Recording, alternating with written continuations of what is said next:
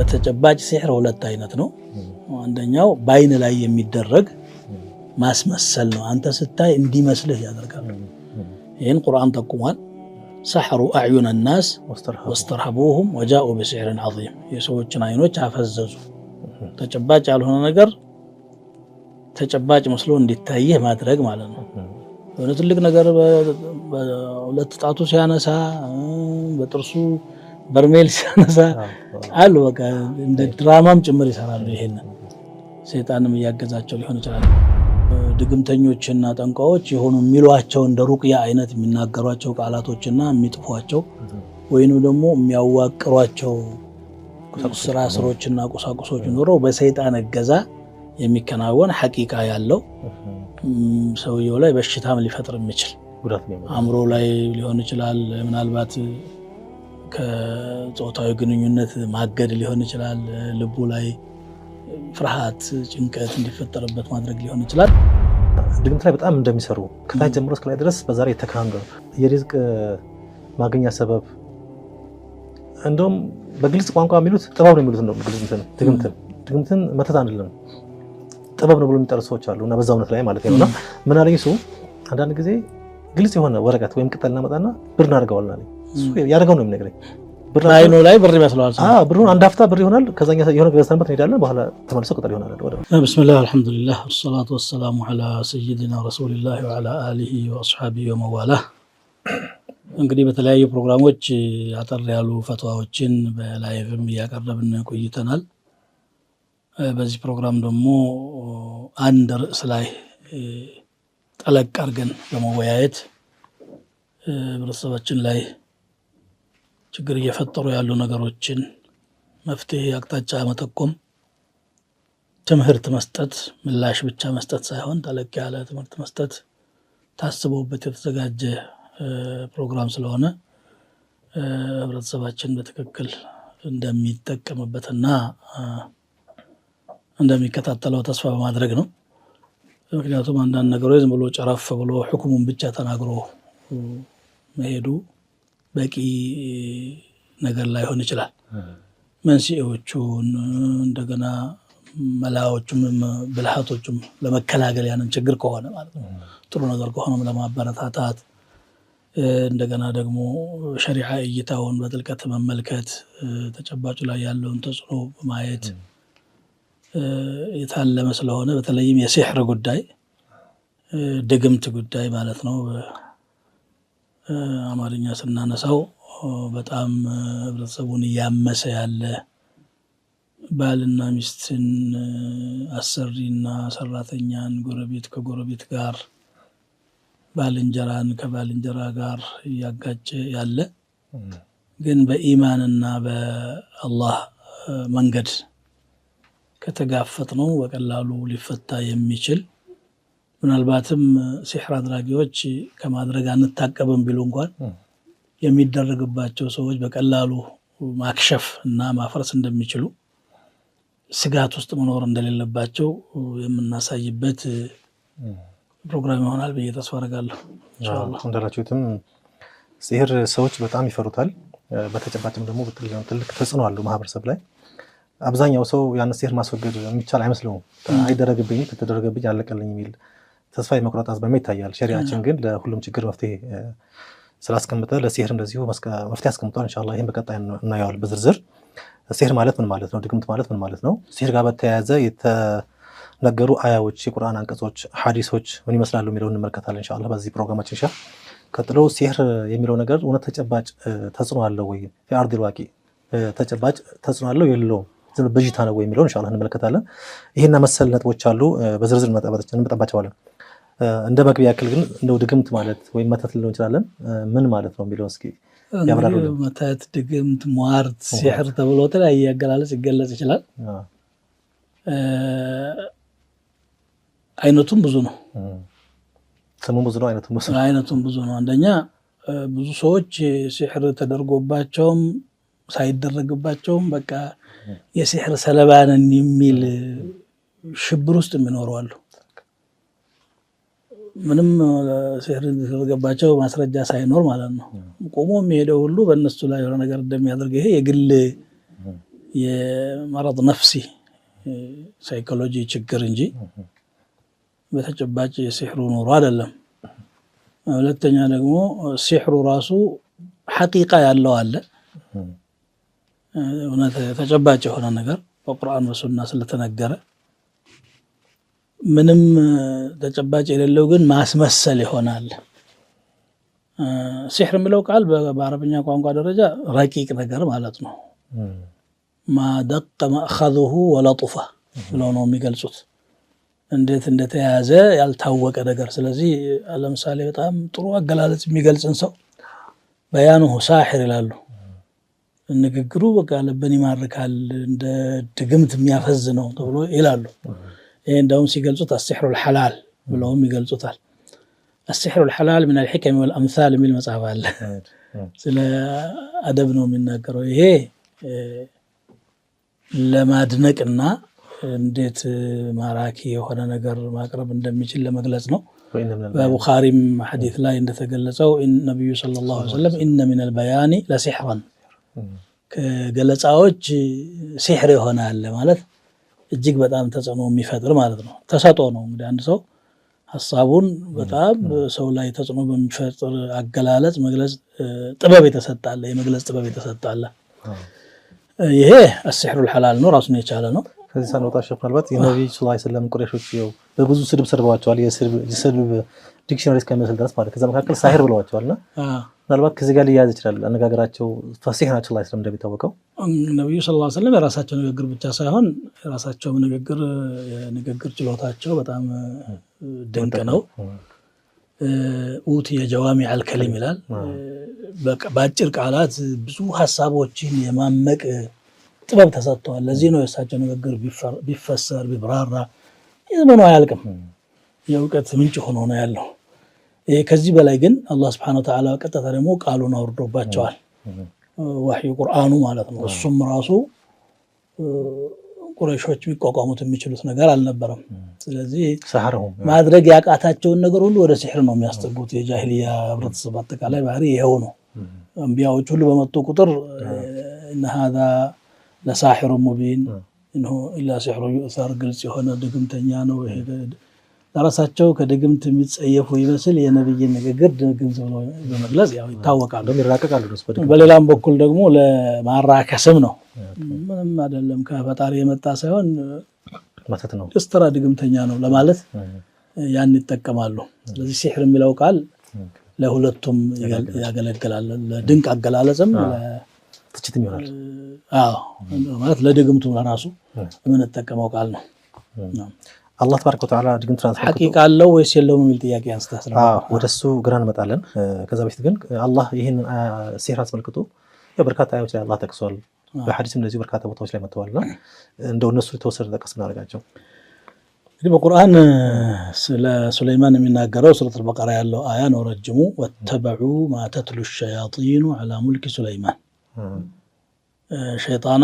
ሰይጣናት በሱለይማን ዘመነ መንግስት ይከተሉት የነበረው ማተትሉ ማለት ማተተቢዑ በሚል ተፈስሮ እሱን ተከተሉ ይላል ይሁዶች። ወማ ከፈረ ሱለይማን አልካደም ይላል። ወላኪነ ሸያጢነ ከፈሩ፣ ነገር ግን ሰይጣናት ካዱ። ዩዓሊሙነ ናስ ሲሕራ፣ ሰዎችን ድግምት እያስተማሩ ስለነበሩ ድግምት ማስተማር ክህደት ነው ማለት ነው። ይሄ ብቻም አይደለም። ወማ ኡንዚለ ዐለል መለከይን ቢባቢል ሃሩተ ወማሩት፣ ሃሩትና ማሩት ተብለው በሚጠሩለት መላኮች ላይ የወረደውንም ያስተምሩ ነበር።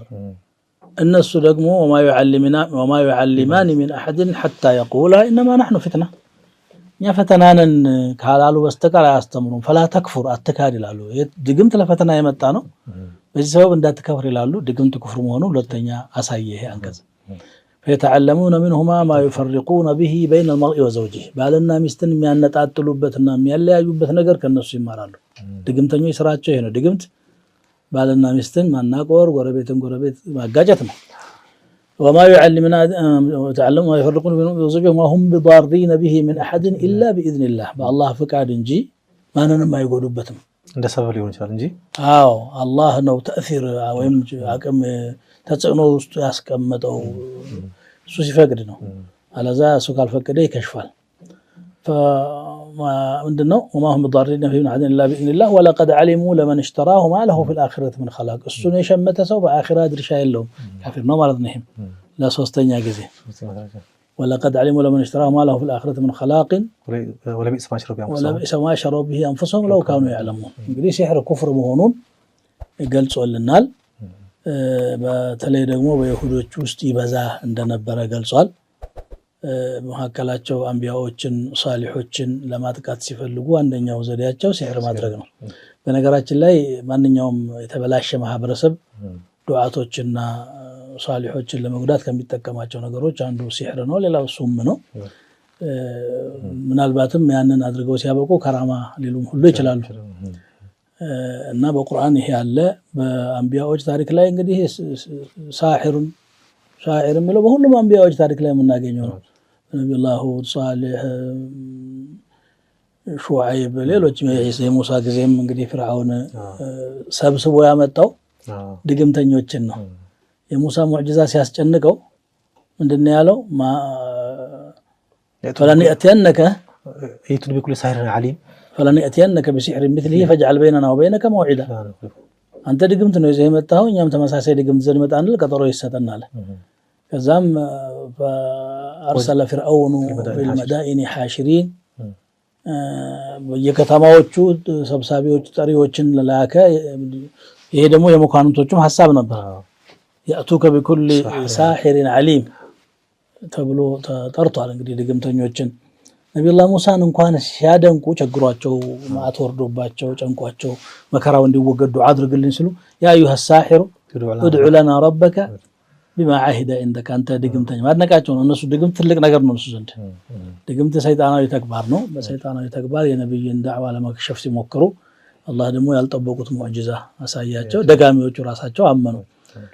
ምንድነው የሚለው እንግዲህ ቁርአን ላይ ይሄ በሰፊው የተተረከ ነገር ነውና ፈጅዐል በይነና ወበይነከ መውዒደን ቀጠሮ ስጠን ብሎ ፊርዓውን ቀጠሮ ጠያቂ ሆነና ሙሳም ተመቻቸው። መውዒዱኩም የውሙ ዚነቲ ወአን ዩሕሸረ ናሱ ዱሃ። ያው እንግዲህ የምታጌጡበት ቀን አለ አይደል? ዓመታዊ በዓላችሁ በዛ ቀን ይሁን። ሰው በደንብ እንዲሰበሰብ ፈለጉ ማለት ነው። ደግሞ በነቂስ ህዝቡ ይጠራ፣ ወቅቱም ረፋድ ላይ ይሁን ብለው የራሳቸውን መስፈርት አስቀመጡ። ከዛም እንግዲህ ፍርዓውን ሳሒሮቹን ሰብስቦ እንግዲህ ካሸነፋችሁ መቼም ባለሟል ናችሁ ወኢነኩም ለሚነል ሙቀረቢን ደሞዝ አለን ነው ያሉ። ሳሒሮች እንግዲህ ድግምት ምናምን የሚጣጥፉትና ስር የሚቆፍሩት ወረቀት የሚጭሩት ጥቅም ፍለጋ ነው፣ ቁሳውያን ናቸውና ኢነ ለና ለአጅረን ኢንኩና ናሕኑ ልጋሊቢን ብናሸንፍ ምናገኘው ክፍያ ይኖር ይሆን ሲሉ ኧረ ገንዘብ ብቻ ሳይሆን ከዚያም በላይ የኔ አማካሪዎችና ባለሟሎች መኳንንቶችና መሳፍንቶች ትሆናላችሁ፣ ትንሽ ከፍ ትላላችሁ ደረጃችሁ ከተራ ድግምተኝነት ወኢነኩም ለሚነል ሙቀረቢን አላቸው። በኋላ እንግዲህ ከተፋጠጡ በኋላ ሁሉም ያላቸውን ሲሕር فألقوا حبالهم وعصيهم وقالوا بعزة فرعون እርዳታ የጠየቀው ፍርዓውን ነው። ደግሞ ሲሕሩ የሚሳካው በፍርዓውን ልዕልና ነው።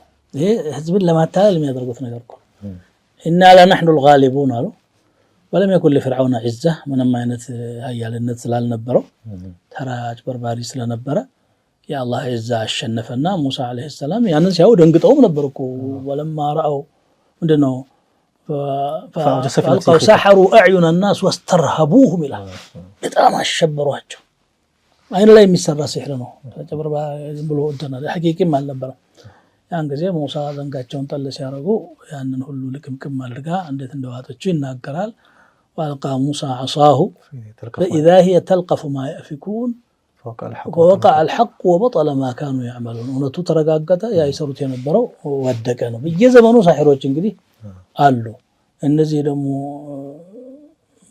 መኳንንቶች፣ ሹማምንቶች፣ ትላልቅ ባለስልጣኖች፣ ባለሀብቶች ምናምን ሀብታቸውና ሹመታቸው በሲሕር ካልተደገፈ ይጸና አይመስላቸውምና በዙሪያቸው እነሱ አሉ።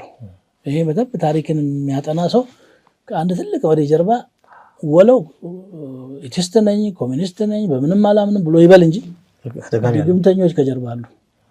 ድግምተኞችን ሲያስሩ ውሎ ምናልባትም ለሊት ድግምተኛ በር ሊሄድ የሚችል ሁሉ አለ።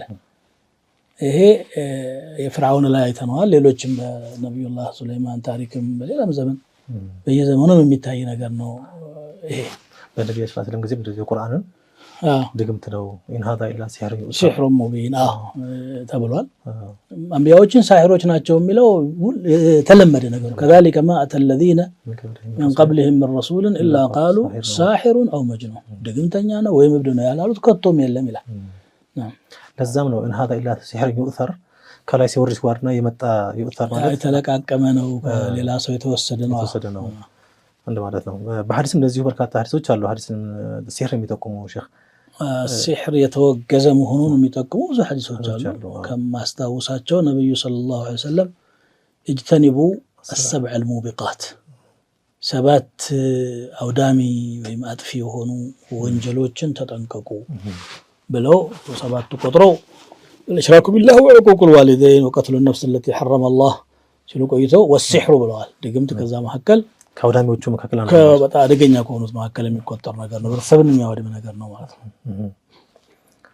እንደዛ ከሆነ ሲሕር በሚል ሌሎችም አጠቃላይ የአንዳንድ የአላህ ጥሩ ባለሟሎች ጥሩ ከራማ አላቸው ማለት ኢማናቸው የሰረጸና ተቅዋ ያላቸው ሰዎች አላህ የሚሰጣቸው ተአምር አለ። እንደምናውቀው ይሄ ከራማ ወይም ደግሞ የሚባል ነገርና ሙዕጂዛ ደግሞ የነቢያቶች አለ። ሁለቱን እንዴት መለየት እንችላለን? አንዳንዱ የሚያቀላቅል ሲሕርን ከሙዕጂዛ ሙዕጂዛን ከከራማ ማቀላቀል ማተራመስ ይታያልና እንደ ሸሪዓ እንዴት መለየት እንችላለን? ሲሕርን እና ከራማን ወይም ደግሞ ሙዕጂዛን የእያንዳንዳቸውን መገለጫ ስናውቅ ልዩነቱ ግልጽ ይሆንልናል። ሲሕር ምንድን ነው የሚለውን የግድ መግለጽ ያስፈልጋል። እዚህ ላይ ሲሕር በቋንቋ ደረጃ ለጥፈ ማኽረጅ ማደቀ ማእኸዙሁ ብለናል ቅድም። በተጨባጭ ሲሕር 2 አይነት ነው። አንደኛው በአይን ላይ የሚደረግ ማስመሰል ነው። አንተ ስታይ እንዲመስልህ ያደርጋል። ይህን ቁርአን ጠቁሟል። ሰሐሩ አዕዩነ ናስ ወስተርሀቡሁም ወጃኡ ቢሲሕሪን ዐዚም፣ የሰዎችን አይኖች አፈዘዙ። ተጨባጭ ያልሆነ ነገር ተጨባጭ መስሎ እንዲታይህ ማድረግ ማለት ነው። የሆነ ትልቅ ነገር በሁለት ጣቱ ሲያነሳ በጥርሱ በርሜል ሲያነሳ አሉ። በቃ እንደ ድራማም ጭምር ይሰራሉ። ይሄን ሰይጣንም እያገዛቸው ሊሆን ይችላል። ሌላኛው ደግሞ ድግምተኞችና ጠንቋዎች የሆኑ የሚሏቸው እንደ ሩቅያ አይነት የሚናገሯቸው ቃላቶችና የሚጥፏቸው ወይንም ደግሞ የሚያዋቅሯቸው ስራ ስሮችና ቁሳቁሶች ኖረው በሰይጣን እገዛ የሚከናወን ሐቂቃ ያለው ሰውየው ላይ በሽታም ሊፈጥር የሚችል አእምሮ ላይ ሊሆን ይችላል። ምናልባት ከጾታዊ ግንኙነት ማገድ ሊሆን ይችላል። ልቡ ላይ ፍርሃት፣ ጭንቀት እንዲፈጠርበት ማድረግ ሊሆን ይችላል። እነዚህ ነገሮችን ግን በታወቀና በተለመደ ዘዴ ድግምተኞች እና ጠንቋዮች አንዱ አንዱን የሚያስተምረው ተንኮል ነው። ሙያ ነው ማለት አንችልም። ያው ማለት የእውቀት ክፋት ነው፣ ተንኮል ነውና አንዱ ለአንዱ የሚያስተምረው ነገር ነው። ስለዚህ በሰው ቤት ውስጥ ሄደው የሆነ ነገር አርደው ይቀብራሉ፣ ወረቀቶችን ይጫጭራሉ። ከሰይጣን ጋር የሚሰሩት መሰሪ የሆነ ተንኮል ነው። ይሄ ሲሕር ነው። ሙዕጂዛ ማለት ደግሞ ኡስታዝ ከዛ ሳንወጣ ያው ሲሕር እንዳላችሁት ለአይን እይታ ብቻ ብዥታ የሚጥልና እውነተኛ ተጨባጭ የሌለው አለ፣ ሰዎችን ጋር የሚያጋባና የሚያደርግ ነገር። ሌላው ደግሞ በትክክል ተጽዕኖ የሚፈጥርና ለውጥ የሚያመጣ። መጀመሪያው ላይ አንድ ጓደኛ ነበር፣ ይሄ ለአይን እይታ ያላችሁት ላይ ማለት ነው። ከሌላ እምነት የመጣ መጥቀስ አያስፈልግም፣ እምነቱንም ሰውየው ነው የነገረኝ ነውና በጣም ዛሬ እውቀቱ ጠለቅ ያለ ነበር በዛ እምነት እና ድግምት ላይ በጣም እንደሚሰሩ ከታች ጀምሮ እስከ ላይ ድረስ በዛሬ የተካንገ የሪዝቅ ማግኛ ሰበብ እንደውም በግልጽ ቋንቋ የሚሉት ጥበብ ነው የሚሉት ነው። ድግምትን መተት አንልም ጥበብ ነው ብሎ የሚጠሩ ሰዎች አሉ እና በዛ እምነት ላይ ማለት ነውና ምን አለኝ እሱ አንዳንድ ጊዜ ግልጽ የሆነ ወረቀት ወይም ቅጠል እናመጣና ብር እናደርገዋለን አለኝ። እሱ ያደርገው ነው የሚነግረኝ። አይኑ ላይ ብር ይመስለዋል። ብሩን አንድ አፍታ ብር ይሆናል። ከዛኛ የሆነ ገዝተንበት እንሄዳለን። በኋላ ተመልሶ ቅጠል ይሆናል። ወደ አስራው ሲያበቁ ራሱ የታሸገ ብር ብዙ 100 ብሮችን በኋላ ወረቀት ነው ያስረክቡታል። በኋላ ወረቀት ይሆናል እና ይሄ እንዳላችሁት ለእይታ እንዲህ ያለ ሸዋጅ የሆነ ሲሕር አለ። እንደገና ደግሞ ተጨባጭ የሆነ መርሐባ። ሁለተኛው አይነት የሲሕሩ እንትን ሁለተኛው ማለት ነው። ይሄ ልዩነቱ ማለት ነው የሲሕርና የሙዕጂዛ ያወራል። ሙዕጂዛ ማለት ሙዕጂዛ የሚለው ቃል የሙተከሊሞች ሙስጠላህ ነው። ተአምር ማለት ነው። በቁርአንና በሱና አያት በሚል ነው የሚያመጣው። አያት የሚለው ኻሪቅ ሆነ ከተአምራዊ ክስተትም ሊሆን ይችላል። አጠቃላይ ደግሞ አላህ ለናውን የገለጸብን መንገድ ሁሉ አያት ነው። ሰማዩ ምድሩም እኛም ሁላችን ወፊ አንፉሲና ፊ ኸልቂ ሰማዋት ወልአርድ ለአያት ነው። አንቢያዎች አያት ተሰጥተዋል። في صحيح البخاري እንደመጣው ነብዩ ሰለላሁ ዐለይሂ ወሰለም ما من نبي من الأنبياء إلا وقد أعطي من الآيات ما مثله آمن عليه البشر ነብዩ ሆኖ ሁሉም ተአምር ተሰጥቷል። የሱ ቢጤ ሰዎችን ያሳመነ የሆነ በሙሳ ጊዜ ሲሕር ይበዛ ስለነበረ ሲሕርን ከንቱ የሚያደርግ ተአምር ተሰጡ። ዘንግ ይዘው ይሄዳሉ። ዘንጓ ጣል ሲያረጓት ቀጭን ባብ ሆና ተጀምርና እዚያው አይን እያየ እየጠረቃች ዘንዶ ትሆናለች። ወፍራ ድግምተኞቹ ያግበሰበሱትን ቅራቅንቦ በሙሉ ሰልቅጣው ከዋጠችው በኋላ ደግሞ خذها ولا تخف ያዛት አትፍራ ሲባሉ እጃቸውን ዘርግተው ኖርማል ይዘዋት የመጣት ዘንግ ሆና ድግምቱ የት እንደገባ ሳይታወቅ ይቀራል። ይሄ በምንም መልኩ የድግምት አይነት እንዳልሆነ ድግምተኞቹ ራሳቸው መሰከሩ። ከ40,000 እስከ 70,000 ድግምተኛ ተሳትፏል ነው በፍርዓውን ጊዜ በየሀገሩ ስለተሰበሰቡ የተፍሲር ሰዎች የሚሉት አንድ መድረክ ማለት ነው። አንድ መድረክ ላይ ሁሉም የቻለውን እንግዲህ ጥበብን በለው መተትን በለው ቅራቅንቦውን አግበስብሰው ነው የመጣው። ሙሳ እስከሚፈሩ ድረስ ከመሰመስ የባብ መንጋ ስለሚመስል አውጀሰ ፊ ነፍሲሂ ኺፈተ ሙሳ ቁልና ላ ተኸፍ ኢነከ አንተል አዕላ። ሲሕር እንግዲህ የታወቀ ዘዴ ያለው አንዱ ካንዱ የሚማረው ሰይጣን ጋር ተጋግዘው የሚሰሩት አንዳንዴ ለሰይጣን አምልኮ ካላቀረቡ በስተቀር ላይሳካላቸው ሁሉ ይችላል። ሰይጣኑ ከዚያ በኋላ እገዛ ውስጥ ይገባል። ሰውየውን ባሪያው ስላደረገው ሌሎች ደግሞ የዚያ ሰው ባሪያ እንዲሆኑ የራሱን እገዛ ያደርጋል። ከአላህ ጋር ያለው ሰንሰለት የተቋረጠ ሰው ነው። ይሄ ጋሻውን ካስወገደ በኋላ ከአላህ ጋር ያለው ሒማያ ተወግዷል። ዚክር የለ ዒባዳ የለ ካፊር ሆኗል ሰውየው። ከዚያ በዚህ መልኩ ይታገዝና የሚሰራው ነገር ነው ሲሕር ማለት። ሙዕጂዛ ግን አላህ ስብሓነሁ ወተዓላ ለነብይ የሚሰጠው ነገር ነው። ያ ነብይ ምን እንደሚከሰት ሁሉ አያውቅም። ሲጨንቀው ብቻ አላህን ሲጠይቅ እንዲህ አድርግ ይባላል። ነብዩላህ ሙሳ አለይሂ ሰላም ለምሳሌ የመጨረሻ ፍርዓውን ጋራ ፍጥጫው የተጠናቀቀበት እርከን ላይ ሌሊት ውጣ ባሮችን ይዘው ውጣ ተባሉ። ይዘው ወጡ። ሌሊቱን ሲጓዙ አድረው ጮሬ ፍንትው ስትል ለካ ፍርዓውን ከኋላ ተከትሏል። ሳር ቅጠል የመሰለ ሰራዊት ነው ይዞ የመጣው። ኢነ ሃኡላኢ ለሽርዚመቱን ቀሊሉን ወኢነሁም ለና ለጋኢዙን ወኢና ለጀሚዑን ሓዚሩን። እነዚህ ትንሽ ቡድን ናቸው፣ እኛን በጣም አስቆጭተውናል፣ ደግሞ አቅም አለን፣ ጠራርጋቸዋለን፣ ተነሱ እያለ ነው የመጣው። ጦሩን ይዞ ማለት ነው። የመራ ነው የመጣው። ከኋላ ሲያው ፍርዓውን ነው ያለው፣ ከፊት ሲያው ደግሞ ጥልቅ ያለ ባህር ነው ያለው። ሁለቱም ሞት ነው። ደካማዎቹ አስጨረስከን አሉ። አላህ ጋራ ሰንሰለታቸው ያልጠነከረው ቃለ አስሓቡ ሙሳ ኢና ለሙድረኩ። ሙሳ ምን ማድረግ እንዳለባቸው አያውቁም እስካሁን፣ ግን አላህ ስለሆነ እየመራቸው ያለው ቃለ ከላ ኢነ መዕየ ረቢ ሰየህዲን አላቸው። እኔ ጋር ያለው አላህ እኮ ነው ይመራኛል አላቸው። እንግዲህ ያው መራሃለሁኝ اضرب بعصاك البحر አላቸው። اضرب في البحر طريقا في البحر يبسا لا تخاف دركا ولا تخشى በዘንግህ ባህሩን ምታው አላቸው። በዘንግ ባህርን መምታት ምንም የሚያመጣው ለውጥ እንደሌለ እናውቃለን በቁሳዊው ዓለም። በአላህ ሙዕጂዛ ግን የታዘዝከውን ስትሰራ እሱ የሚሰራው ነገር አለ። ሰበብ አድርስ አላቸው። በዘንግም ሳይመቱት ማድረግ ይችላል አላህ። አንተም ያቅምህን አድርግ፣ ያለህን ወርውረህ ስታበቃ የኔ አቅም እዚህ ድረስ ነው ስትል ነው የአላህ እርዳታ የሚመጣው እንጂ ተኝተህ ዝም ብለህ ችሎታህን አንተ አይባልም። ጣል አደረጉ። 12 ቦታ ተሰነጠቀ። ደለል እንዳይወጣቸው የበስ አደረገው። ደረቅ طريقا في البحر يبسا ይላል። ተመጭቃ ሆኖ ዘንዳ አይወጣ። ሙሳ ተሻገሩ። ፍርዓውን ሰራዊትን አስከትሎ ገባ። 12 ነገዶች ነበሩ። 12 ነገዶች ስለነበሩ በእያንዳንዱ አንድ ነገር ምንድነው فانفلق فكان كل فرق كالطود العظيم ይላል። ተከፈለ። እያንዳንዱ ክፋይ እንደ ትልቅ ተራራ የውሃ ተራራ በታሪክ የዛን ጊዜ ነው። እንግዲህ ይሄ ሙዕጂዛ ነው።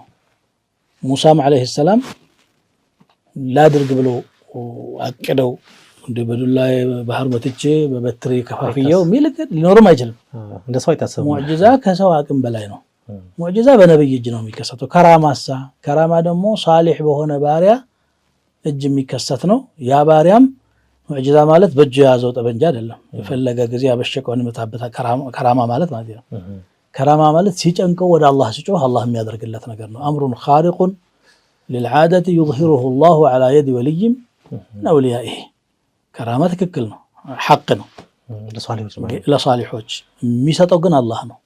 የሚከሰተውም ሰውየው አቅዶ አስቦ እንዲህ በከራማዬ እንዲህ አደርግሃለሁ አሁን ውሸት ነው። አንዳንዶቹ ሰው ህዝቡን ስለልቦና ስለሚያውቁ እነሱ ለከራማ የተሰጡና ያ ከራማ ማለት ደግሞ ያበሸቃቸውን ሰው የሚኮረኩሙበት አድርገው በፈለጉት ሰዓት የሚያስቡዋሉ አይደለም። እሱ አላህ Subhanahu Wa Ta'ala ለነሱ የሚሰጠው ተእይድ ወይም ድጋፍ ነው። ይሄ እንግዲህ በቁርአንም በሱናም ብዙ አለ። የመርየምን ለምሳሌ ቂሳ መጥቀስ ይቻላል። ነብዩላህ ዘከሪያ አለይሂ ሰላም ጓዳ ዘግተውባት በመኩራቡ ውስጥ አስቀምጠዋት ወደ ስራቸው ሄደው ሲመለሱ አጠገቧ የወይን እሸት ያያሉ። لما دخل عليها زكريا المحراب وجد عندها رزقا በጋ ነው ወቅቱ፣ ገበያ ላይ እንኳን የለም፣ ቢኖርም ሰው አልገባም። قال يا مريم أن لك هذا ይሄ ደግሞ ከየት ነው የተገኘልሽ አሏት። ያው ሂሳብ ማድረግ ያስፈልጋል። ቤተሰብ አንድ ነገር ይዞ ሲመጣ ሰርቆ ይሁን ቀምቶ ስለማይታወቅ ማለት ነው። ተርቢያ ነው። أن لك هذا ሲሏት قالت هو من عند الله ይሄ ከአላህ የመጣ ነው፣ እኔ ያላደረኩትም ነው።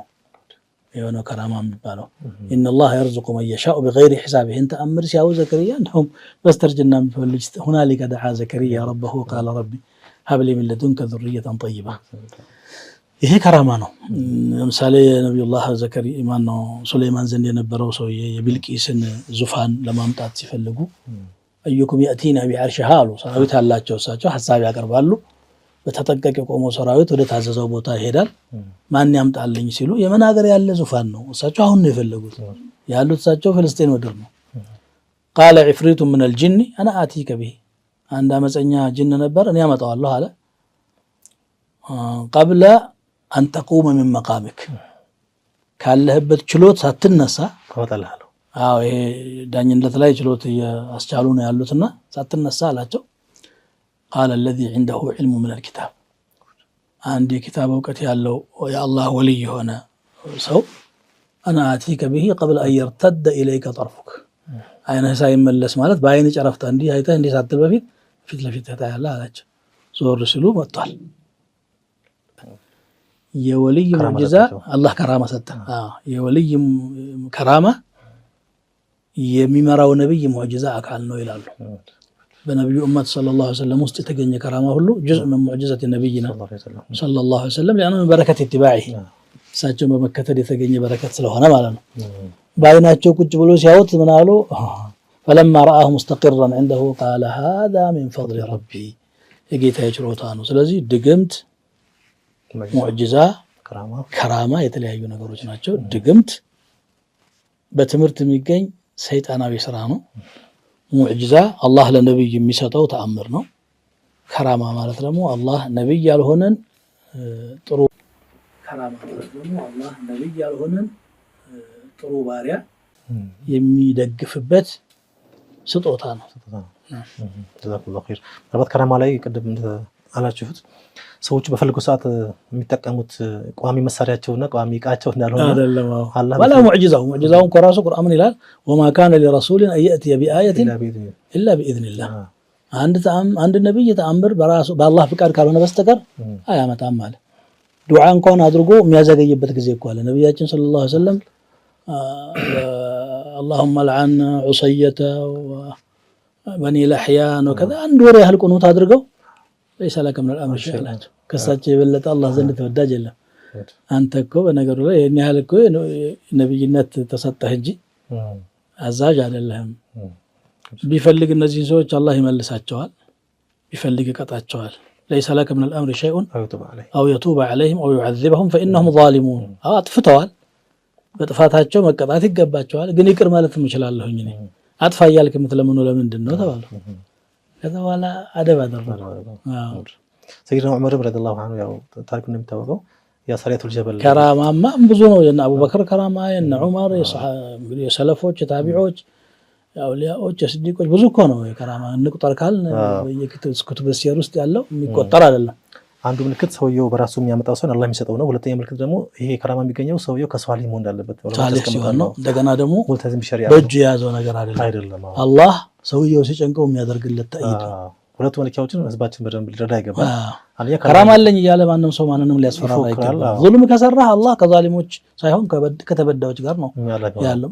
ከራማም የሌለው ተራ ምስኪንም ከተበደለ ቢያለቅስ አላህ ይሰማዋል። فإن دعوة المظلوم ليس بينها وبين الله حجاب. በመቀጠል የምናየው የከራማ እንደዚህ ይሄን ያልካል የከራማ አይነቶች አሉት ብለናል ቅድም።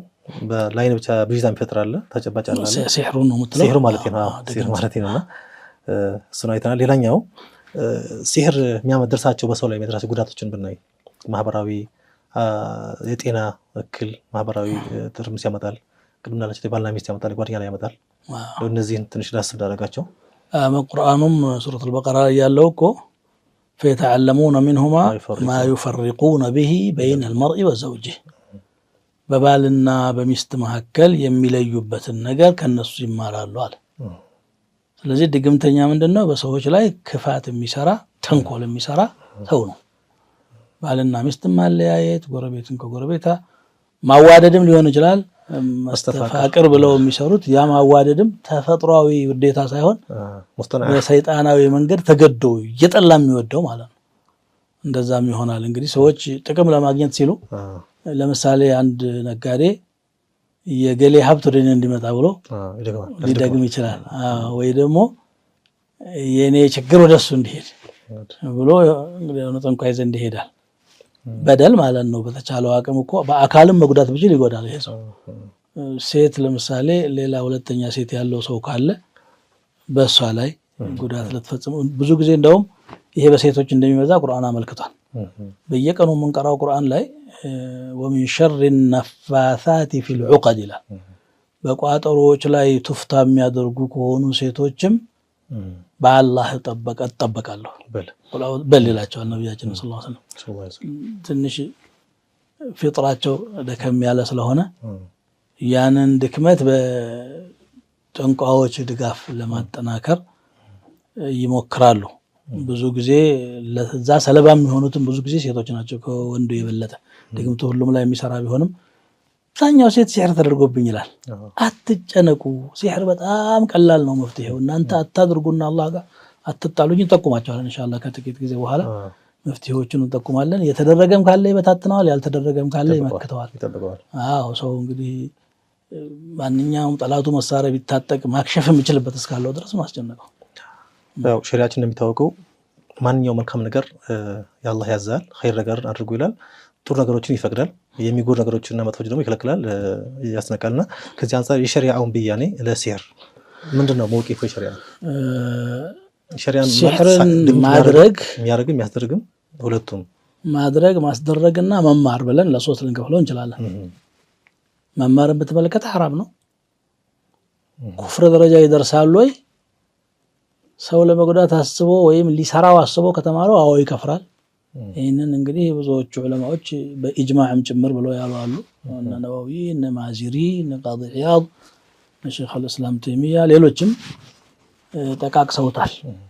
መማሩን በተመለከተ ይሄ እነዚህ ሰዎች እኮ ሸይጣኖች ከፈሩ ብሎ يعلمون الناس السحر ነው ያለው። ሰዎችን ሲህር ያስተምራሉ። ሃሩትና ማሩት إنما نحن فتنة فلا تكفر ብለዋል። ኩፍር ጋር ተያዘ ነው ሊወቀው ብሎ ከተማረ ራሱ ሐራም ነው بلا شك ማለት ነው። ማድረጉሳ በሰው ላይ ድግምት ማድረግ ሁክሙ ምንድነው? ظلم ነው፣ ሐራም ነው። ያመነበት የሚያደርገው ከሆነ ኩፍር መሆኑ ግልጽ ነው። ያመነበት ማለት ተጽዕኖ እንደሚያደርግ ማድረግ አለብኝ ብሎ ማለት ነው። ሲህር ማድረግ ኩፍር ነው። ሲህር ማስደረግም ከማድረግ አይለይም። እውቀቱ ስለሌለው ወደሚያውቅ ሰው ነው የሄደው እንጂ ያው ሳሂር ነው እሱ። እንደገና ደግሞ አንድ ሳሂር ሲህር ማድረጉ ከታወቀ ሁክሙ ምንድነው በሚለው ከዑመር ኢብኑ ኸጣብ የተወራ እንደውም ወደ ኢጅማዕ ደረጃም ደርሷል ብለዋል ብዙ ዑለማዎች። ሐዱ ሳሂሪ ضربة بالسيف መገደል ነው ቅጣቱ በሸሪዓ የሚበየንበት። አንድ ሰው ድግምት ሰርቶ ከተገኘ በትክክል ከተረጋገጠ ሸሪዓው እንግዲህ አንድ ነገር እንዴት እንደሚረጋገጥ ምስክር ሂደቱ ምናምኑ ፊቅህ ላይ የተገለጸ ነገር ነው። በዛ ከተረጋገጠ ይገደላል። ተውበት ቢያደርግ እንኳን ይላሉ። ምክንያቱም ሰው በድሏል፣ የሚያስገድለው ነገር ሰርቷል። ምናልባት ሳይያዝ በፊት ራሱ ከተወበተ እንጂ ራሱ አቋሙን ከቀየረ አሁን ችግር የለውም ብለው ይናገራሉ። ይሄን ከያዘ በኋላ ቢተበት ግን ዋጋ የለውም። ከያዘ በኋላ ቢተበት ዋጋ የለውም። ሌባ ለፍርድ ከቀረበ በኋላ ያው ይቆረጣል ነው የሚለው። ከዛ በፊት ነው አፉ ማለትም ያለበት። ምክንያቱም ሸሪዓ ዳኛው ሸሪዓውን ማስተግበር ግዴታው ነው። የሰዎች ስሜት ስለተቀያየረ አይቆምም ማለት ነው። በዚህ ደረጃ ነው ያለው። ጀዛኩሙላሁ ኸይረን። ያክል ሐራም ከሆነና ይሄን ያክል የሚያስገድልም ከሆነ የሚያከፍርም ደረጃ ላይ ካለ ለመሆኑ በርካታ ወንድምናቶቻችን በተለይ በገጠር አካባቢ የእውቀቱ የሌላቸው ሰዎች ወደዛ ይተማሉ። አንዱ ያስደግማል፣ አንዱ ይደግማል። ውሃ ከዳ የተያያዘ ነው። በጣም ሰፊ ማህበረሰብ እዚህ አዲስ አበባም የትም ቦታ ማለት ይቻላል ሀይቃ እና ምንድነው ወደዛ የሚገፋፋቸው ነገር ነው? እሱን አይተን ወደ መፍትሄው እንመጣለን። በገጠር ብቻ ሳይሆን እንደውም በከተማው እየረቀቀ ያለ ነገር ነው ማለት ይቻላል። ምክንያቱም ብዙ ሰው እንግዲህ እገሌ ያደረገብኝ ባይልም እንኳን ሲያር ተደረገብኝ ብሎ የሚጨነቅ ብዙ ነው የሚያጋጥመን።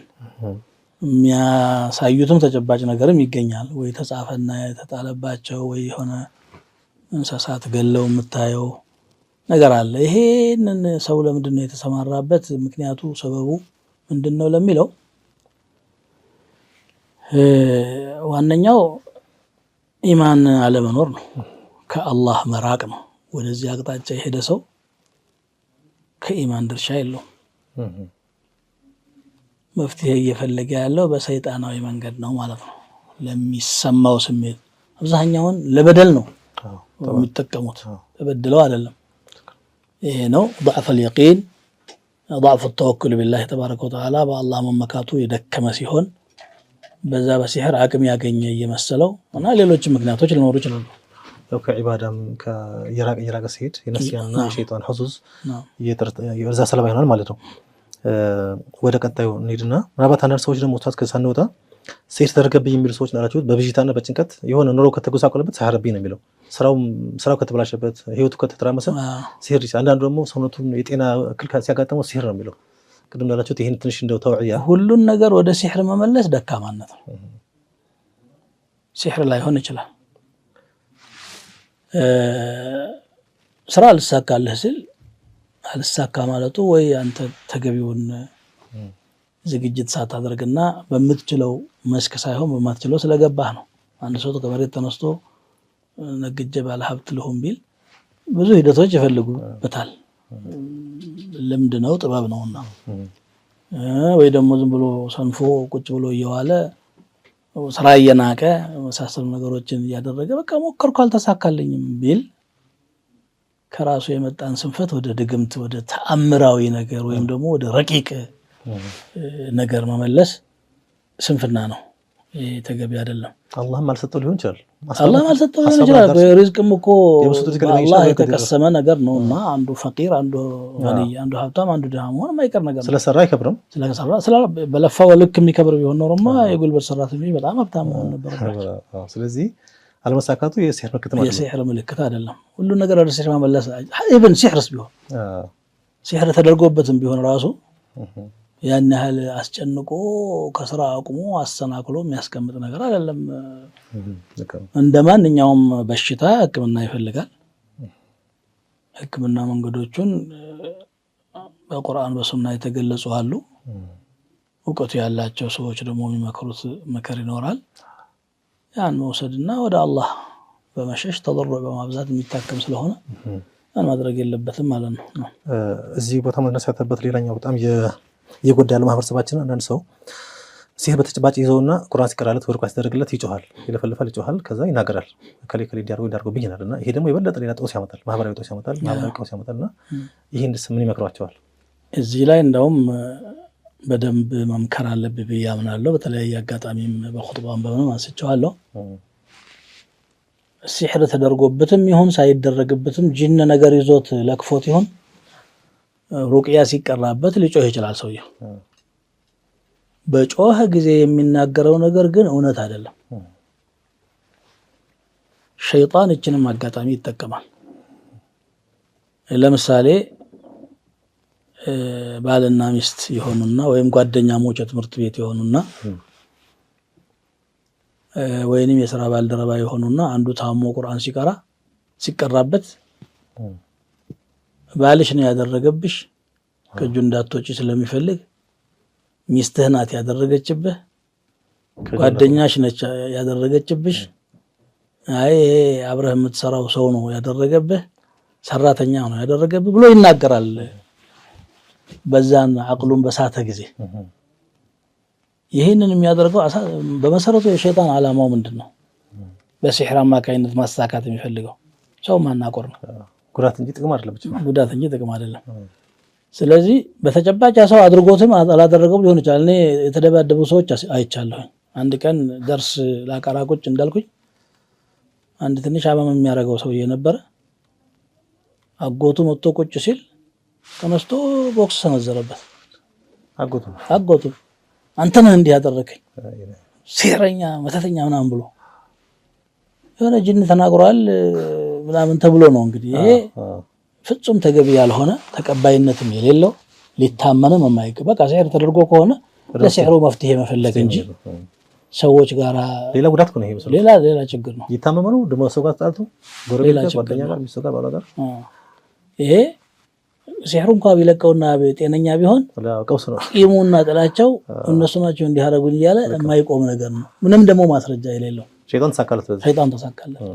ይሄንን ማድረግ አይገባንም። በቃ ሲህር ቀላል ነገር ነው። መድኃኒት አለው። ዱዓና አዝካሮች አሉ። እሱ መጠቀም ነው። አክብዶ ማየቱ ራሱ ችግር ነው። ተዘፈኑ ኸይር። ሁለተኛ መጨረሻ ላይ በእናንሳችን ሁለት ነጥቦች አሉ። አንደኛ የያዘው ሰው እንዴት ከመታከም እንዴት ማስወገድ ይችላል፣ ሁለተኛ ደግሞ እንዴት መከላከል እንችላለን የሚለው ሁለት ነጥቦች አንሱልና እንቋጫለን። የያዘው ሰው እንዴት መከላከል ይችላል የሚለው ላይ ስህተት ይፈጸማል። ምንድነው ሲህር ተደርጎብናል ብለው ሲያስቡ ሲህሩ እንዲፈታላቸው ወደ ጠንቋዮች ይሄዳሉ፣ ወደ ሳሂሮች።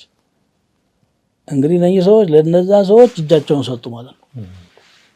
የኛን ችግር መፍታት የሚችሉት እነሱ ናቸው ብሎ አመነበት። ሳሂሩን እናፍታለኝ። ከዛ በኋላ ሳሂሩ መፍታት ከቻለ ራሱ ሙሉ ለሙሉ አይፈታም። ምክንያቱም ዓላማው ምንድነው? አንተ ሁሌ ገባሪ እንድትሆን ነው። እንዲህ ብላርስ አሞሃል እንደዚህ ቀይ ረድ ነጭ ረድ እያለ አንዳንዴ እንደውም ሳምንት ካድም ይላል። እዛው ሳምንት ካድም የበለጠ ሲህር ይደረግበታል። እየታሰረ ይቀጥላል ሰውየው። ስለዚህ ሲህርን ለመፍታት ወደ ጠንቋዮች መሄድ ተገቢ አይደለም። ቅርብ ጊዜ አንድ ወንድም ከመስጂድ ሰግጄ ስወጣ አብሮኝ ወጣና አንድ ችግር ገጥሞኝ ነው አለኝ። ምን ገጠመህ ስለው አንድ ወንድም የነበረ እንቅልፍ ያጣል። እንቅልፍ ያጣ ሲያስቸግር እንደው ሩቅያ የሚያደርግለት ሰው ካገኘሁኝ ብዬ የሆነ መስጂድ ሄድኩኝ አለ። የመስጂዱ ኻዲም የሆነ ሰው አንድ ቁርአን የሚያቀራ ሰው ጠቆመኝ አለ። ሄጄ ሳገኘው 15,000 ብር ክፈል አለኝ አለ። እኔ ፈተዋለሁ ችግሩን። ሩቅያ ለማድረግ እንግዲህ ሩቅያ አይደለም የሚያደርገው ስለሌላ ነገር ነው። በኋላማ የተገለጸው እሱ ነው። እኔ አላህ ሰው ነው እንደው ቁርአን ቀራርቶ ይታከምልኛል ብዬ ነበር ያሰብኩት። ይሄንን ሲለኝ ድርድር ውስጥ ገባሁ። እንደ ማንኛውም ገበያ ድርድር ውስጥ ገብቼ ወደ 10,000 ብር አስቀነስኩትና ገጠመኝ ነው። ይሄ እንግዲህ በአካውንቱ ላኩለት። በዚህ ቀን አለኝ። በዚያ ቀን የሆኑ ወረቀቶችን ጽፎ አመጣ። ድፍን ቅል ይዞልኝ መጣ አለ። ይሄንን ድፍን ቅል ነድረህ ይሄን ወረቀት እዚያ ውስጥ አስገብተህ በውሃ ናም ብሎ ነገረኛል። በጣም ቀፈፈኝና ልጁ ጧራ ልጅ ይመስላል። እኔ እኮ ሩቅያ ነው የፈለኩት ይሄን አልፈለኩም ስለው አይ እንግዲህ እኔ አላቀቀልሃለሁ ሰውየውን አለኝ። እንደው ሼክ ስለሚመስል ደንግጬ በቃ በመኪና ውስጥ አድርጌ ቤት ሄድኩ አለ። ቤት ከሄድኩ በኋላ ራሱ ለኔ እረፍት አጣለ። ከዛ የዛው መኪና ውስጥ አሳደርኩትና በማከስቱ ደውዬለት ላገኝ እፈልጋለሁ ብዬ እንካ ወረቀትህን አልኩት አለ። ግን ፎቶ አንስቼው ነበር ብሎ ፎቶውን አሳየኝ። ወረቀቱ ጽሁፍ ቁጥርና ፊደል ነው ያለው፣ ጽሁፉን ማለት ነው። غش ነው። አሁን ምን ትመክረኛለህ? አልሐምዱሊላህ ድግምቱን ለባለቤቱ መልሰሃል። አንተ ዝም ብለህ አላህን ይዘህ ዱዓህን አድርግ። ወንድምህም እንግዲህ ታሞ ነው የሚሆነው፣ ሕክምና ይፈለግለት። ሩቅያና ዚክሩ መዘውተር ነው ያለበት። ከችግር ለመውጣት ብለን ሌላ ችግር ውስጥ መግባት ማለት ነው። እንደዚህ ደግሞ የሃይማኖት ሰው መስለውም ችግር የሚፈጽሙ ሰዎች አሉ። እንደዛ ካልሆነማ አይሳካላቸውም። አዎ የትኛው እምነት የእምነቱ ባለቤት መታየት አለባቸው። አዎ በየትኛው እምነት ውስጥ ሲገቡ የዚያ ባለቤት መስለው ነው የሚታዩት። እነዚህ አታላይ ሸረኞች፣ አላህን የማያውቁ እንደዚህ ነው የሚያደርጉት። ስለዚህ ወደ እነሱ ሄዶ ሲሕር ማስፈታት አይቻልም። አንዱ ይሄ ነው። ሁለተኛ ሲሕር መፍታት ማለት እኮ የግድ ባለሙያ የሚያስፈልገው። አሁን አንዳንድ በቃ በሩቅያ ስፔሻላይዝ አድርገናል ብለው የሚሉ ሰዎች አሉ። በርግጥ ቁርአን የቀራና ኢልሙን ያለው ሰው ከሌላው ይሻላል፣ እሱ እንደተጠበቀ ሆኖ ግን ራሳቸውን ሐኪም ብለው ሁሉ ይገልጻሉ። መንፈሳዊ ሐኪም የሚባል በእኛ ውስጥ የለም። መንፈስና አካልም ተለያይቶ አያውቁም በእስልምና። ይሄ ሌላ ነገር ነው። መሆን ያለበት ምንድን ነው? አዝካሮች አሉ፣ የጧት ማታ ዚክሮችን አዘውትሮ ይበል። ሒስኑል ሙስሊም ምን አዝካር الكتاب والسنة። ለምንድን ነው ሱኒ የሆኑ ሰዎች ለዚህ ሰለባ የማይሆኑት? ብዙ ጊዜ እኮ ከዲኑ ራቅ ያለ የሆነ የቂኑ የተልፈሰፈሰ ሰው ነው የዚህ ሰለባ የሚሆነው። ሒስኑላህ የአላህ የዱዓ ምሽግ ውስጥ ስለማይገቡ በቃ የላቸው የሚንጠለጠሉት በዚያ ነገር ነው። ተጽዕኖ የሚያፈጥሩትም ደካማ የሆነ ሰው ላይ ነው። እነ ከይደ ሸይጣን ካነ ضعيفا ነው ቃል አላህ ያለው። ሸይጣን ተንኮል ሁሌም ደካማ ነው። ስለዚህ ዚክሮችን ማዘውተር፣ ጧሃራን ማዘውተር፣ ሰላታችን አጥብቀን መስገድ፣ አያተል ኩርሲ ማታ ከቀራህ ላይ ያቀረበው ከሸይጣን በቃ አለቀ። ያለውም ይበረግጋል፣ የሌለውም ደግሞ በርቀት ነው የሚሆነው። ቀርቦም ተጽዕኖ መፍጠር ያቅተዋል። ምን ይሆናል? አቅሙ ወስዋስ ብቻ ይሆናል። ከዛ የበለጠ አካልህን መጉዳት ምናምን አይችልም። አብሽሩ አዩሀል ሙስሊሙን፣ እንደው አትስጉ፣ አትጨነቁ። ሲሕርና ሻዕወዛ በዚክርና በዱዓ መመከት ይቻላል። ጀዛኩላሁ ኸይር። ከዚህ ነጥብ ሳንወጣ ወደ ቀጣይ ሳንሄድ አንድ ነገር ማንሳት ያለብን መሰለኝና ሲሕር ጋር ተያዘ። ያው ነብያችን ሰለላሁ ዐለይሂ ወሰለም ታላቁ አስተማሪያችን ቁድዋችን ናቸው፣ መሪያችን ሰለላሁ ዐለይሂ ወሰለም በዚህ ጉዳይ ላይ ያው ህይወታቸው ላይ የተፈጠረው ነገር ይታወቃል። ተደግሞባቸው እንደነበርና እንዴት እንደተፈታ ብለኛ ሊያስተምር ስለሚችል እሷን አጠራርጋቸው ነገሩ። እሱ እንግዲህ ያው ቀደም ሲልም በጣም በሲሕር የተካኑት ይሁዶች እንደሆኑ ጠቅሻለሁኝ። መዲና ላይ ደግሞ ይሁዶች በብዛት ነበሩ። 3 ጎሳዎች ነበሩ። ቁረይዛ፣ ቀይኑቃዕና ነዚር የሚባሉ ጎሳዎች ነበሩ። መዲና ላሉት የስሪብ ገበሬዎች በየቤቱ ህርዝና ሲሕር ያንጠለጥሉ ነበር። ከዛ እንግዲህ ነቢያቸው ሰለላሁ ዐለይሂ ወሰለም መዲና ከመጡ በኋላ ወደፊት ለፊት መጋፈጥ ብዙ አይመቸውም፣ አይችልም። ጁበና ናቸውና በሲሕር መጉዳት አለብን ብለው ሞከሩ። ለቢድ ኢብኑል አዕሰም የሚባል ሰው ጠጉራቸውን እንዳገኘ አይታወቅም አግኝቶ ከዚያ ጋራ በማስተሳሰር 12 ቦታ የተቋጠረ ድግምት ሰርቶ 11 የተቋጠረ ድግምት ሰርቶ ጉድጓድ ቆፍሮ እዚያ ውስጥ ቀብሯል። ቢዕሩ ዘርዋን የሚባል ከዚያ ሰው ማያገኘው ቦታ እንደዚህ ነው የሚያደርጉት። ነብዩ ሰለላሁ ዐለይሂ ወሰለም አንዳንድ ነገሮችን ለመስራት ያስቡና መስራት ያቅታቸዋል። አላህ እኛን ሊያስተምር ፈልጎ ነው። ያልሰሩት ደግሞ ሰሩት ይመስላቸዋል። እንደዛ ሲያስቸግራቸው ዱዓ ማድረግ አበዙ። ወላኪነሁ ደዓ ወደዓ ይላሉ አይሻን ሐዲስ ሲያወሩ ዱዓ ማድረግ አበዙ። መፍትሄ ወደዛ ነበር ወደ አላህ ይቅባል አደረጉ። ከዛ በኋላ ወደ መተት ነገር ተዝማላቸው ሰው አይደለም። ወሐሻ ለኛ አስተማሪ ነው ማለት ነው። በዚህማ የጸዱ ናቸው። ዓለምን ለማጽዳት የተላከ ነብይ እንደዚህ ቦታ ይታያል። ስለዚህ ዱዓ ነው። ዱዓ አደረጉ በሰፊው። የሲሕር መፍትሄው ዱዓ ነው እንግዲህ ዋናው። ከዛ በኋላ 2 መላእክቶች መጡ ይላል። አንደኛው ከግርጌ ሌላኛው ከራስጌ ሆኑ። 3 በህልማቸው በዛሂር ነው። እሺ ለሳቸው ይታያሉ። ተኝተው ነው። ተኝተው ነው። ከዛ በኋላ ምን ሆኖ ነው ሰውየው? እዚህ ጋር ኢሳቸው ህልም እውነት ነውና በህልምም ቢሆን በእውንም እውነት ነው ኢሳቸው ወህይ ነው እሱ ችግር የለውም። ሩእየል አንቢያ ሐቅ ነው። ለማንኛውም ምን ሆኖ ነው ሰውየው ተብሎ ይነጋገራሉ። አይ መድኃኒት ተደርጎበት ነው ይላል ሌላኛው። ማነው መድኃኒት ያደረገበት? ለቢድ ብኑ አዕሰም የሚባለው ሰውዬ ነው። የት ቦታ እንዲህ አይነት ቦታ ቋጥሮ ቀብሮ የለ እንዴ ብለው መላኢካዎቹ መን ጠበሁ ለቢድ ብኑ አዕሰም اليهودي እኔ ግን የሆነ ዱዓ እንደው ቢያደርግ እንደሚለቀው ማቀው ነገር አለኝ አለ ሌላኛው። ምንድነው ሲል ቁል አዑዙ ቢረቢ الناسና ቁል አዑዙ ቢረቢ الفلق አነበበ። ነብዩ ሰለላሁ ዐለይሂ ወሰለም አንቀጾች ናቸው ሁለታቸው። ያ ሲህሮቹንም ለመፍታት ማለት ይመስላል። ነብዩ ሰለላሁ ዐለይሂ ወሰለም እነዛን ሱራዎች ሲያነቡ ያ የተሰማቸው የነበረው እንትን ህመም ልቅቅ ልቅቅ እያደረገ በጣም ነሻጥ ሆነው ፈከአነማ ሁለምን ዒቃላሁ ታስሮ እንደተፈታ አይነት ነገር ነቁ። እዚያው ተባለበት ቦታ ከፊል ሰሓቦችን ይዘው ሄደው መሬቱን ሲቆፍሩ ጸጉር አለ፣ የተለያዩ ቋጠሮች አሉ፣ ራቁቦቹ ማበጠሪያዎቻቸው ምናምን እንደዚህ ነገር ውስጡ አለ። ይሄ የይሁድ እሳቸው ኻዲም ነበረ እና ኸድም ቅርብነት አለው። አዎ ለዛ ነው እነዚህ ነገሮች ማግኘትም እኮ የቻለው ለዛ ነው። አወጡና በኋላ እንደገና እዚያው ቀበሩት። አላህ እንደሆነ መፍትሄውን ሰጥቶኛል ይሄን በሰው መካከል ለምን አሳያለሁ ብለው ደፍነውት ሄዱ ይላል።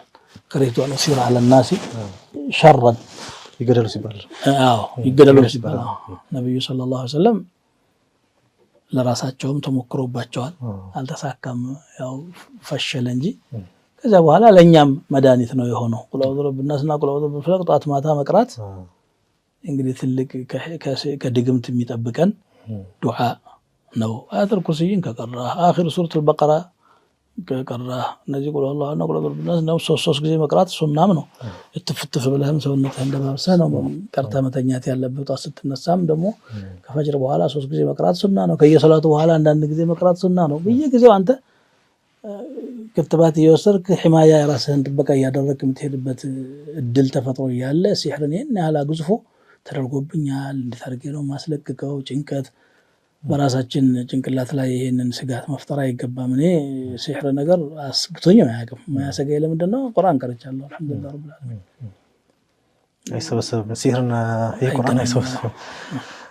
መጨረሻ ላይ ይሄ እንዴት መጠበቅ እንዳለብን ነው ወይ መፈወስ እንዳለብን ነው። ለመጠበቅስ እንደው ዊቃያ ለማድረግ አስቀድሞ አላህ ለመጠበቅ አሁን ያላችሁት ተቀራራ ለመጠበቅም ለማፍረስም ያገለግላል። ይሄ ዚክሩ ጀዛኩሙላሁ ኸይር። መልእክታችን የዛሬው በዚህ ተቋጭቷል። ኢንሻአላህ መጨረሻ ላይ ለታዳሚዎቻችን የምትሉት ነገር ካለ በሲሕር ዙሪያ ላይ ማለት ነው። ያው እስካሁን ስለው የቆየሁትን ነው ደግሜ የሚለው ሲሕር እውነት ነው።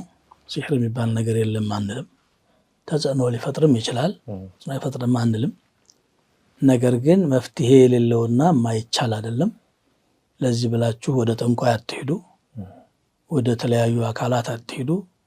እንደው ሩቅያ የሚያደርግ ሰው ችግር የለውም ሩቅያ። አንዳንድ ጊዜ ሩቅያ አድራጊዎችም በጊዜ ብሳት መስመር እየሳቱ ዒልም የሌላቸው ሰዎች ኢንሕራፍ እየሆኑ ያጋጥሙን። አንድ ቀን አንዱን አጥብ ሩሓኒ የሚል መጽሐፍ ይዞ አገኘሁት። ራዚ አልሞስት የሲሕር ኪታብ ማለት ይቻላል። በኋላ በጣም ኢንሕራፍ እየሆነ ሄደ ያ ሰው። ሁሉ ሳያስፈልግ ራሳችሁ በራሳችሁ ላይ ሩቅያ ማድረግ ትችላላችሁ። ነብዩ ሰለላሁ ዐለይሂ ወሰለም ራሳቸው ያደርጉ ነበር። አይሻ ለነብያችን አድርጋለች። ራሷ ቀርታ እጃቸው ላይ ተፍታ በኔ እጅ ከመደባበሳቸው በሳቸው እጅ ላይ ሩቅያ ያደረገች መንገድ አለ። ስለዚህ አላህ ጋር ያላችሁን አላቃ ተወኩላችሁን በደንብ አጽኑት። አላህ አለኝ በሉ። ቁል ለን ዩሲበና ኢላ ማ ከተበ አላሁ ለና ሁወ መውላና ወዐላ አላሂ ፈልየተወከሊል ሙእሚኑን። ዚክሮቹን ደግሞ የጧት ማታ ዚክሮችን አዘውትሩ። ጣሃራ ላይ የሆኑ ሁልጊዜም ጣሃራ ሲሆን ሰውየው ለሰይጣን የማይበገር ብርቱ ይሆናል። ውዱእ ማዘውተር፣ ሰላተል ጀማዓ ላይ መገኘት፣ ዚክሮችን ማድረግ ቢኢዝኒ ረቢል ዓለሚን። የፈለገ ተራራ የሚያህል ሲሕር ቢኖር አንኮታኩቶ ሊጥል የሚችል ነገር ነው። ኢማናችንና ዒባዳችን ላይ እንበርታላለሁ። ጀዛኩሙላሁ ኸይር ሸይኽና በጣም እናመሰግናለን። ለምክራችሁም ለአቅጣጫውም ለፈትዋም ለሁሉም በጣም እናመሰግናለን። አላህ ተባረከ ወተዓላ እድሜ ይስጥልን፣ እኛም እንጠቀም አላህ ያድርገን። ዛሬ የቆየነው በሲህር ዙሪያ ነው ኢንሻአላህ። ሲህር ማለት ምን ማለት ነው? ሲህር ሸሪዓ እንዴት ያየዋል? ሁክሙ ምንድነው? ጉዳቶቹ፣ መፍትሄዎቹ የሚሉና መሰል ነጥቦችን ስንዳስ ቆይተናል። ኢንሻአላህ በተሰማችሁት እንደምትጠቀሙ ተስፋ እናደርጋለን። ዋናው ነገር ሼኻችን እንዳሉት ሰው ራሱን መጠበቅም ይችላል፣ ራሱ ማከምም ይችላል። ሁሌ ችግር ሲያጋጥመን ወደ ሲህርም ማሰብ የለብንም። ተደገመብኝ ብሎ ሌላ ችግር ውስጥ መግባት የለበትም። ሁለተኛ በሚቀራ ጊዜ ሩቃ ሸይጣን በሚለፈልፈው እና በሚያመጣው ብዥታ ማህበረሰብ ጋር ሌላ ችግር ሌላ ቀውስ መግባት የለብንም ነው። ከዛ ባሻገር ዲናችንን፣ ዚክራችን፣ ኢባዳችን ላይ እንጠንክር። በአላህ እገዛ በአላህ ፍቃድ እንጠበቃለን እንድናለን ማለት ነው ኢንሻአላህ። የዛሬው ፕሮግራም እዚህ ላይ ተቋይቷል። በቀጣይ ሌላ ርዕስ ከመገናኘት ድረስ ወሰላሙ አለይኩም ወራህመቱላሂ ተዓላ ወበረካቱ።